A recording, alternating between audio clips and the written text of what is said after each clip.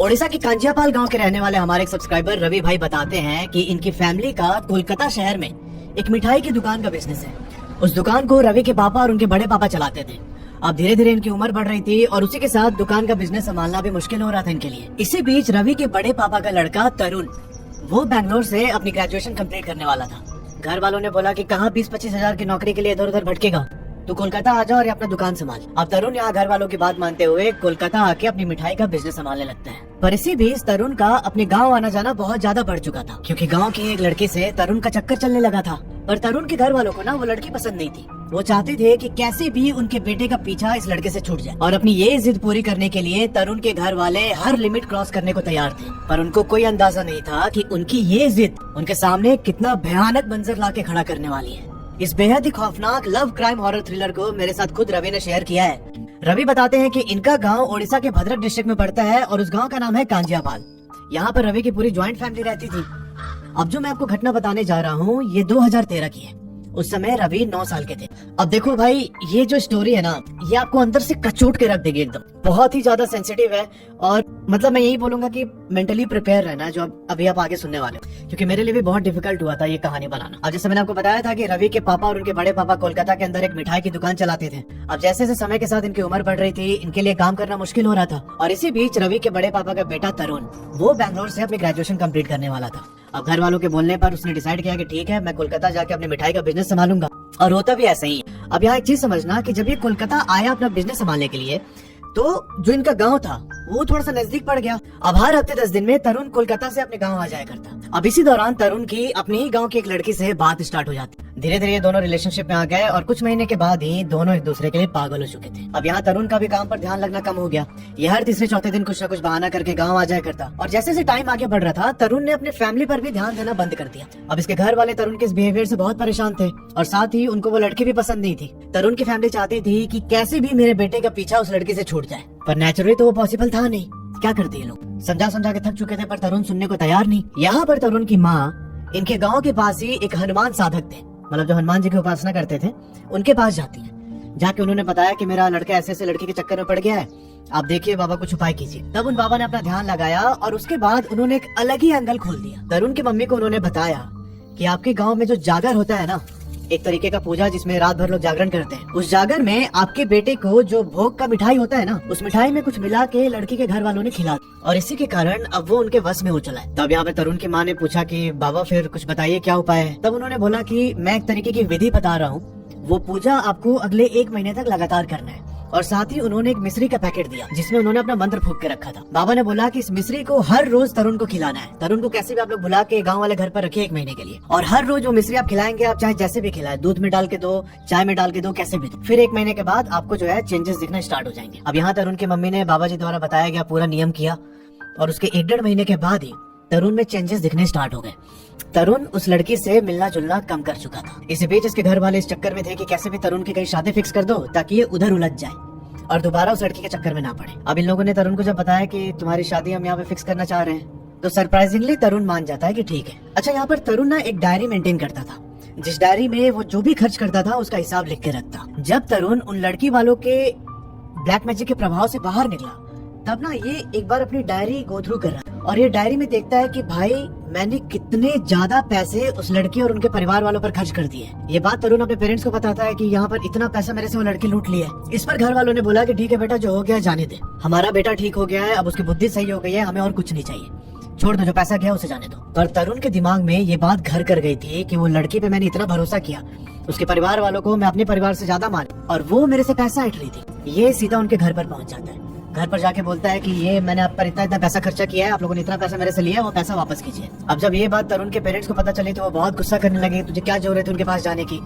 क्यों बात किया उनसे जाके, और इन्होंने तरुण को बहुत डांटा। अब उनकी डांट सुनने के बाद तरुण शांत हो जाता है कि ठीक है, वरना इसके दिमाग में कहीं ना कहीं था कि मेरे से इतना पैसा ऐंठ लिया इन लोगों ने। अब रवि बताते हैं कि धीरे धीरे दिन कट रहा था, तरुण भैया की शादी भी फिक्स होने वाली थी, और इसी बीच एक समय ऐसा आता है जब इनके गांव में मेला लगता है। वो मेला साल में एक बार 5 दिन के लिए आयोजन किया जाता है। उस मेले में आसपास के गांव से भी लोग आते हैं और वहाँ पर नारायण जी की पूजा और यज्ञ होता है। वहाँ पर गांव की सभी महिलाएं संकल्प लेकर आती हैं, अपना कलश स्थापना करती हैं और अगले 5 दिन तक तीनों टाइम भोग लगाया जाता है। अभी यहाँ मेले को लगे 2 दिन हो चुके थे। तीसरी रात को वहाँ पर प्रवचन चल रहा था।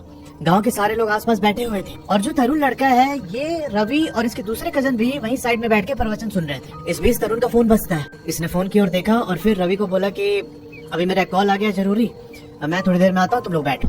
यहाँ पर रवि उठ के अपनी मम्मी के पास चला जाता है और तरुण वहाँ से फोन पर बात करने के लिए मेले के बाहर आ जाता है। अब अगली सुबह रवि का स्कूल भी था तो उनकी मम्मी ने बोला कि अभी थोड़ी देर में तुम घर चले जाना, ऐसे सोओगे नहीं तो फिर स्कूल जाने में दिक्कत होगा। रवि आके अपने घर पर सो जाता है। अगले सुबह 8 बजे उठ के ये सीधा स्कूल पहुंचता है अपने। अब सुबह 9 बजे ही इनका एक दूसरा कजन इनके स्कूल पहुंचता है। वो सीधा रवि के क्लास में घुस गया और उन्होंने रवि को बोला कि भाई घर चल कुछ प्रॉब्लम हो गया है।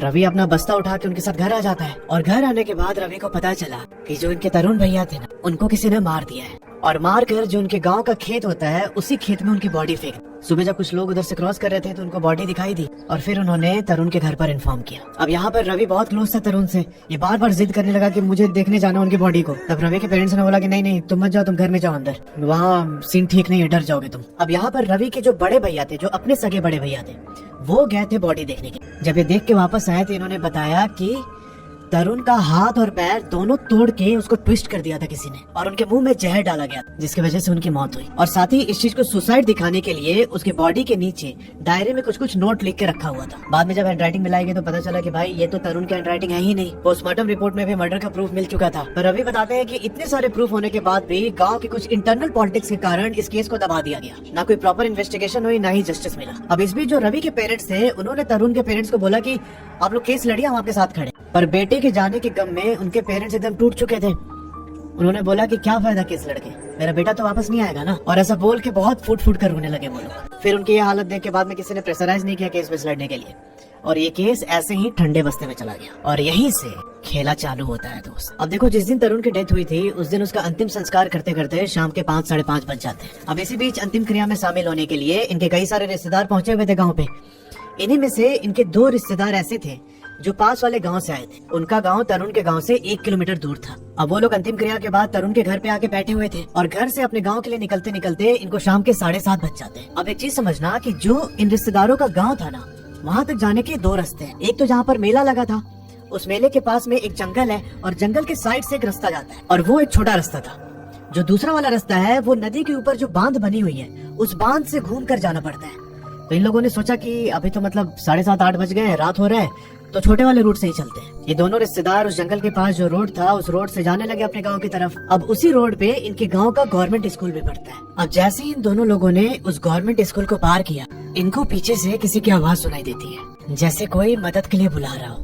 जहाँ पर तरुण की डेड बॉडी मिली थी वो उस गवर्नमेंट स्कूल से कोई 300-350 मीटर दूर है और ये आवाज उसी डायरेक्शन से आ रही। अब इन दोनों ने वो आवाज तो सुनी पर उस चीज को इग्नोर करते हुए एकदम तेजी से अपनी कदम आगे बढ़ाते रहे। इसी बीच दोबारा आवाज आती है इनको कि बचा लो मुझे, मेरी मदद करो, मुझे पानी दे दो पीने के लिए, बचाओ।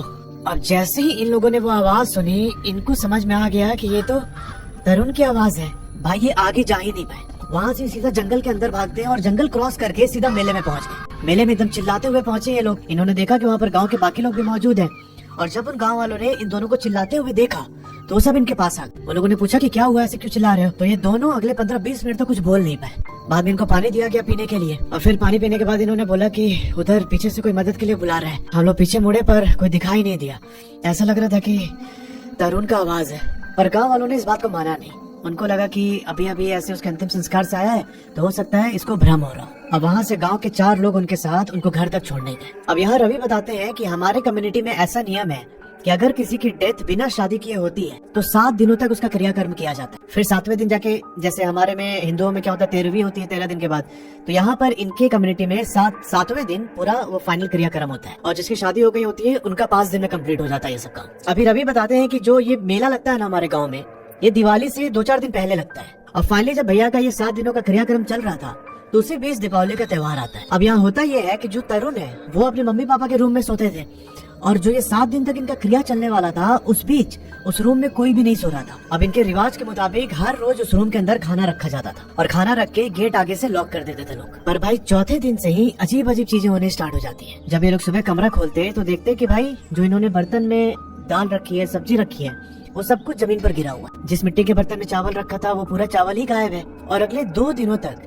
इनको रात में ऐसा सुनाई देता कि उस घर के अंदर बैठ के उस बर्तन में कोई खाना खा रहा है। अब जब एक दिन ऐसा हुआ तो अगले दिन सब लोग इंतजार में बैठे थे कि फिर से होगा तो हम जाके देखेंगे कि कौन है अंदर। तो यहाँ रवि के बाकी घर वाले दूसरे रूम में बैठ के इंतजार करने लगे। रात के करीब 12:30 बजे के आसपास तरुण के पेरेंट्स के रूम से फिर वही बर्तन के बजने की आवाज सुनाई देती और थोड़ी देर के बाद जब आवाज शांत हो गई तब इसके घर वाले बाहर निकलते हैं कि भाई जाके देखेंगे कौन है अंदर। और जैसे ही रवि के पेरेंट्स और उसके ताऊ जी ये लोग सब कमरे से बाहर निकले, उस बंद पड़े कमरे से आवाज आती है कि हमको अकेले छोड़ दोगे क्या तुम लोग, हमको अकेले अच्छा नहीं लग रहा है। भाई साहब ये सुन के सबका खून सूख जाता है, किसी की हिम्मत नहीं हुई कि उस कमरे में जाके देखे कि कौन है। अब एक चीज समझना कि जो रवि के गांव वाला घर है, घर के जस्ट पीछे ना एक छोटी सी बाड़ी है। बाड़ी मतलब एक तरीके से बोल सकते हो कि छोटा खेत जैसा एरिया, और जहाँ वो बाड़ी खत्म होती है उससे थोड़ी दूर पर बांस के पेड़ का जंगल है पूरा। अभी तरुण वाले घटना के 10वें दिन रवि की माँ रात के करीब 10 बजे के आसपास उसी बाड़ी में खड़े होकर फोन पे बात कर रही थी और तभी इन्होंने देखा कि बाड़ी के बिल्कुल एंड पर एक बहुत बड़ा सा जानवर कूदा नीचे, और वहाँ कूदने के बाद वो गुर्रा रहा था गुस्से में। रवि की मम्मी तुरंत भाग के घर के अंदर आ जाती। इन्होंने दादी को बोला तो दादी ने बताया कि पीछे बांस का जंगल है ना, तो हो सकता है उधर से कोई बंदर वंदर आया। अब ये चीज अगले 2-3 दिन तक लगातार रिपीट हुई, और जब ये तीसरे दिन हुआ तो दादी गई पीछे बाड़ी में और वहाँ खड़े होकर इन्होंने बहुत गंदे गंदे गालियां दी, क्योंकि दादी को पता चल चुका था कि ये कोई और नहीं बल्कि तरुण ही है। अब जिस रात उन्होंने गाली दी उसके बाद से चीजें नॉर्मल हो गई, पीछे बाड़ी में कोई भी नहीं आता। अब घर वालों को लगा कि ठीक है यार सब कुछ शांत हो चुका है और ये सब लोग अपना नॉर्मल लाइफ स्टार्ट करने में लग जाते हैं। पर भाई ये चीज इतनी आसानी से पीछा छोड़ने वाली थी नहीं। अब इनके घर के छत पर हर रात किसी के भागने की आवाज सुनाई देने लगी, और 1-2 बार रवि की मम्मी ने देखा कि छत से कोई इनके घर की आंगन की तरफ झांक रहा है। अब यहाँ पर इन लोगों ने गांव के अंदर जो बाबा थे उनको दिखवाया, बाबा ने आके अपने को झाड़ फूक किया, पर ज्यादा कुछ फायदा नहीं होता है। ये सब अगले 1 साल तक चलता रहा। अब इसी बीच अगले साल फिर से मेले का आयोजन होता है गांव में, और हर बार मेले में बाहर से भी लोग आते हैं, बाहर से पंडित वगैरह भी आते हैं। तो रवि के घर वालों ने बाहर से आए हुए एक बहुत ही सिद्ध पंडित से जाके बात की। उन बाबा ने बोला कि ये तुम्हारा बेटा ही है, अभी मेला खत्म होने दो फिर मैं अपनी क्रिया करूंगा। अब मेला खत्म होने के बाद बाबा आते हैं इनके घर और घर को मंत्रों द्वारा बांधा। उसके बाद इन्होंने तरुण के समाधि पर भी जाके कुछ क्रिया की और फिर चीजें नॉर्मल हुई। पर उस क्रिया करने के 1 महीने के बाद तरुण की जो समाधि थी उससे थोड़ी दूर पर एक साग का बगीचा था। उसी बगीचे के आसपास कुछ लड़के खेल रहे थे और खेल खेल में उन्होंने एक पानी का लोटा तरुण की समाधि पर रख दिया। अब जैसे वो लड़के वहाँ लोटा रख के वहाँ से जाने लगे, उनमें से एक लड़का वही समाधि पे आके लेट जाता है, और लेट के उसने अपने हाथ पैर को सेम उसी पोजीशन में कर लिया जिस पोजीशन में तरुण की लाश मिली थी। दोनों हाथ पैर ट्विस्ट हो गए उस लड़के के। अब भाई जो उसके साथ वाले लड़के थे वो सब गांव के अंदर चिल्लाते हुए भागते हैं। अब जब ये बात तरुण के घर पर पता चली तब तरुण के पापा और रवि के पापा ये दोनों लोग आते हैं वहाँ पे, और उस लड़के को देखते ही समझ गए कि तरुण की आत्मा इसके अंदर आ चुकी है। यहाँ तरुण के पापा उस लड़के से बोलते हैं कि तरुण ये तू ही है ना, क्यों परेशान कर रहा है लड़के को। अब इतना सुनते ही वो लड़का एकदम सीधे होके बैठ जाता और बैठने के बाद बहुत जोर जोर से रोने लगा और रोते हुए बोलता है कि मेरे को पानी ला के दो, मेरे को बहुत प्यास लगा है, मेरे को पानी दे दो। ये सेम लाइंस उन 2 रिश्तेदारों ने भी सुनी थी पानी वाली कि कोई पानी मांग रहा है। तरुण के पापा को तुरंत ये चीज स्ट्राइक की और इन्होंने 1 बाल्टी पानी लाके उस लड़के के सामने रख दिया। 2 मिनट के अंदर उसने पूरा पानी खत्म कर दिया बाल्टी का। फिर यहाँ जो तरुण के पापा थे वो पूछे कि अगर अब भी तुम हो इस लड़के के अंदर तो बताओ क्या हुआ तुम्हारे साथ, कौन किया ये सब। तब उस लड़के के अंदर से तरुण की आत्मा ने बोलना स्टार्ट किया कि उस रात जंगल से कोई 4-5 आदमी आए थे निकल के। उस समय तरुण स्कूल के आसपास फोन पे बात कर रहा था और उन आदमियों ने उसी स्कूल वाले रास्ते पर तरुण को रोक के पूछा कि मेला जाने का रास्ता किधर से है। अब जैसे ही तरुण उनके पास आया रास्ता बताने के लिए, उन्होंने तरुण के मुंह पर गमछा बांध दिया। अब उन सब का मुंह भी आधा ढका हुआ था और गमछा बांधने के बाद तरुण को बहुत मारा उन लोगों ने, और मारने के बाद उसका हाथ पैर तोड़ के वही खेत में फेंक दिया। अब ये सुनते ही तरुण के पापा एकदम रोने लगे। फिर उन्होंने पूछा कि तुम पहचान सकते हो कौन मारा था, कौन था वो लोग। तब उस लड़के ने बोला कि उन सबका मुंह बंधा हुआ था, हम उसको साफ साफ देख नहीं पाए थे। और जब ये सारी चीजें बाहर निकल के आई तब इनके घर वालों ने सेम उन्हीं बाबा से कांटेक्ट किया, इस लड़के के अंदर ऐसा ऐसा हो गया है, तरुण की आत्मा आ गई है। तब उन बाबा ने एक ताबीज और चांदी का हनुमान जी का लॉकेट बना के उस लड़के को दिया पहनने के लिए और बोला कभी इसे अपने गले से बाहर मत निकालना। उसके बाद से जाके लड़का नॉर्मल। भाई इतना फ्लक्चुएट क्यों कर रहा है यार, क्या हो गया भाई। अभी रवि बताते हैं कि हमारे घर वालों को तो यही शक है कि जो वो लड़की के घर वाले थे उन्होंने ही अपना गुस्सा निकालने के लिए, अपना बदला लेने के लिए तरुण की जान ले ली। अब एग्जैक्ट क्या हुआ था ये कुछ भी क्लियर पता नहीं चल पाया इस केस में किसने मारा था उनको, पर ये उनका अनुमान है कि लड़की के घर वालों ने किया है। तो यार ये थी पूरी कहानी।